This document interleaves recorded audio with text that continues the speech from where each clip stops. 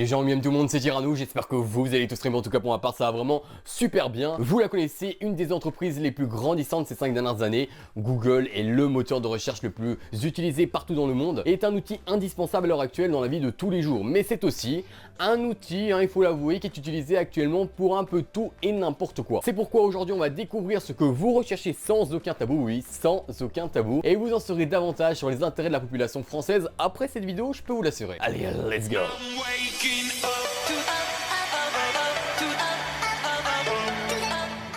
Je vais peut-être vous apprendre quelque chose, ou peut-être pas parce que vous le savez peut-être déjà, les utilisateurs français sont les plus gros flemmards intergalactiques. En effet, parce que les utilisateurs français utilisent principalement Google pour ne pas devoir saisir l'adresse URL d'un site internet complètement. Je m'explique, au lieu de mettre dans l'adresse URL www.facebook.com, eh bien la plupart des personnes tapent Facebook sur Google, pour éviter de devoir taper www et le .com. Entre nous, ça m'arrive très régulièrement de le faire, personnellement plus pour YouTube ou Google Traduction, mais quand on y pense, avec tout ça, ça fait des dizaines, voire même des centaines de millions de recherches qui sont dues à ça. C'est pourquoi à l'heure actuelle, les 5 recherches les plus importantes sont donc Facebook, YouTube, Le Bon Coin, Google et Hotmail, avec comme je vous l'ai dit des centaines de millions de recherches. Mais si on retire toutes les recherches de ce style, on tombe sur les recherches qui personnellement m'intéressent. Qu'est-ce que réellement l'utilisateur français recherche sur Google? Alors pour répondre à cette question, on aura deux parts de questions. On va commencer par la première partie, ça me semble un petit peu logique. L'utilisateur français en moyenne pose des questions à Google. Qui n'a pas posé sur Google une question du genre, je sais pas moi, comment savoir si,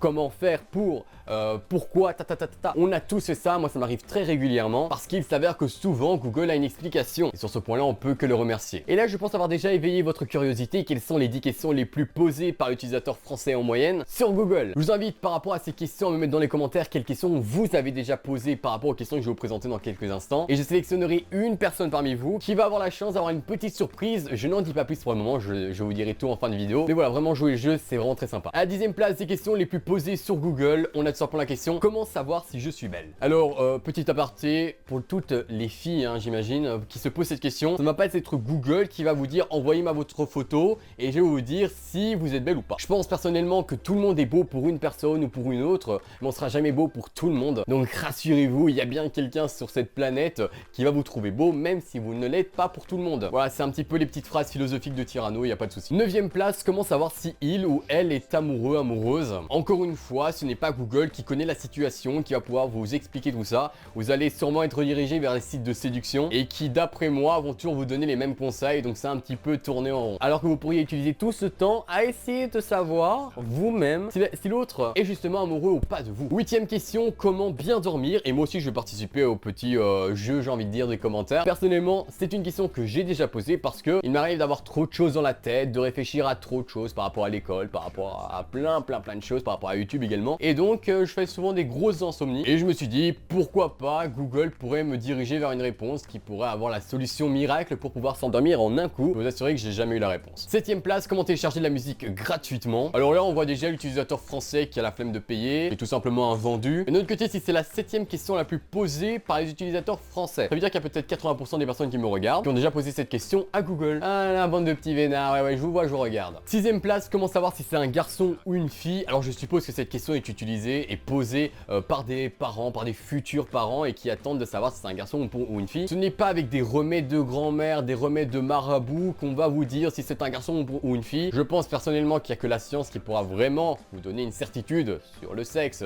de votre enfant. Une échographie, ça sera la seule solution pour avoir la réponse à cette question. Quand je réécoute mes vidéos au montage, je me dis mais Tyranno, mais t'es vraiment un grand philosophe, tu pourrais être le grand frère de tout le monde avec tes conseils. Et puis après, je réalise que mes conseils sont pas toujours utiles. On arrive sur le top 5 des questions les plus posées sur Google. Comment pirater un compte Facebook? Tout simplement, si c'est la 5e question la plus posée sur Google, c'est que vous l'avez posé sur Google. C'est peut-être que moi aussi je l'ai posé sur Google. Effectivement, qui n'a pas eu envie d'un jour se connecter sur le compte Facebook de quelqu'un d'autre pour élucider ses enquêtes, pour comprendre un peu plus, pour trouver des indices par rapport à votre statut, je dirais, de détective privé. Bon, j'avoue, ça m'est déjà arrivé de poser la question sur Google. Fin de discussion. 4e question, comment perdre du ventre? Alors ça, c'est une question sûrement typiquement pour les filles qui font une sorte de fixation sur leur ventre. Je ne sais pas c'est quoi cette manie. Ou bien des personnes un peu enveloppées, ça peut arriver. En tout cas, voilà, si vous posez cette question à Google, bien sûr, vous aurez des réponses, des conseils, ça c'est évident. temps. Mais vraiment, pour toutes les filles qui exagèrent, ça ne sert à rien, arrêtez de faire une fixation. C'est pas parce que vous n'avez pas le ventre des magazines que vous avez un gros ventre, c'est pas du tout le cas. Troisième question, on rentre sur le podium. Comment savoir si on est enceinte? Alors encore une fois, j'imagine, je le sens déjà à 2 km. Pour cette question, je suis sûr que Google va vous rediriger vers des sites internet qui vont vous donner mais des astuces, des sortes de conseils pour pouvoir découvrir si vous êtes enceinte ou pas, et qui vont être du gros n'importe quoi, du genre mettez-vous du sel sur la langue et s'il devient acide, c'est que vous êtes enceinte. Des sortes d'explications pour savoir si vous êtes enceinte ou non qui vont vraiment débarquer du futur, hein. Si actuellement vous êtes dans le cas et que vous cherchez à savoir si vous êtes enceinte ou non, seule solution c'est d'aller ou bien chez un gynécologue ou bien de faire un test de grossesse. Il n'y a pas d'autre solution en tant que telle. Deuxième question la plus posée par les utilisateurs français, par vous derrière votre écran, comment maigrir? Encore une fois, c'était une question fixée par rapport aux filles sûrement, hein, une grosse fixation sur leur poids, sur leur physique. Rassurez-vous, comme j'ai dit à tout à l'heure, peu importe comment vous êtes, vous trouverez toujours quelqu'un qui vous aimera comme vous êtes. Et la question number one, oui, la question que vous attendez tous, quelle est la question la plus posée par les utilisateurs français? La fameuse question, la question ultime, comment faire l'amour? Alors oui, vous êtes énormément à poser cette question sur Google. C'est une question qui doit sûrement être posée par des adolescents ou des pré-adultes. Mais encore une fois, je vois mal un site internet pouvoir vous conseiller sur ça, à moins qu'il fasse des démonstrations. Plus sérieusement, je pense qu'il n'y a que l'expérience qui va pouvoir vous répondre à cette question. Et ce n'est pas un site sur Google qui va vous dire que faire. Enfin, je pense. Après ces 30 millions de questions mensuelles que vous posez à Google, en deuxième position des choses les plus posées sur Google, les plus tapées sur Google, sont tout simplement des